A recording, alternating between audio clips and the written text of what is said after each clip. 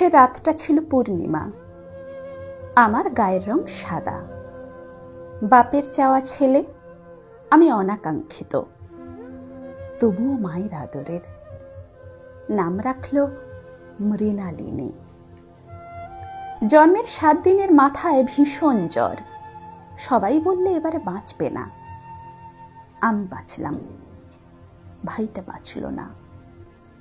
6 বছরে মা গেল ছাড়ি ওই জমির দুয়ারে। বাপ আমার এমনিতে ভালো, মাতাল বটে, সন্ধ্যায় ওই নেশায় ছোটে। তখন আমি 12। বাপ বলে বিয়া দেমু তোরে শিবু খলিফার নিকটে। শিউরে ওঠে বুক। বলি তাঁরে আমি পড়ুম, অনেক পড়ুম। ঝামটা দিয়া উঠে সে। তারপর 2 বছর। একদিন সকালে আমায় লইয়া চলে মন্দিরে। আমি বুঝতে পারি না, জোর কইরা বিয়া দেয় ওই শিবু খলিফার লগে। আমি বউ হই অন্যের ঘরে। আমার বরের বয়স 40, সতীনের 25। 2 বিয়ালির ঘরে আমি শুধুই সুগন্ধি। প্রতিদিন অত্যাচার। নেশার ঘরে সে কাতরানি আমার। পরে বুঝছি দেনার দায়ে বাপ আমার বেচল তার কাছে। ধার কইরা গিলতো মদ। পায়ে ধইরা কইলাম তারে আমি পড়ুম, অনেক পড়ুম।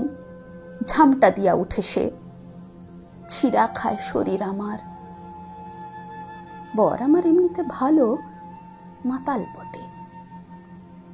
একদিন রাতে মাতাল নেশায় বলে স্বামী, তোর বাপের টাকাটি কবে দিবি আমায়?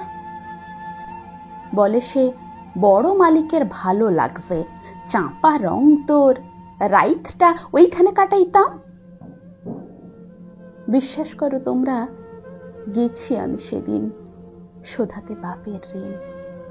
কিন্তু ভোরে বট গাছে আমার দেহটা ঝুলছিল।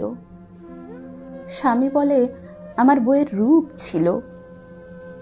বাপ আমার এমনিতে ভালো, মাতাল বটে, এখনো সন্ধ্যায় ওই নেশায় ছোটে।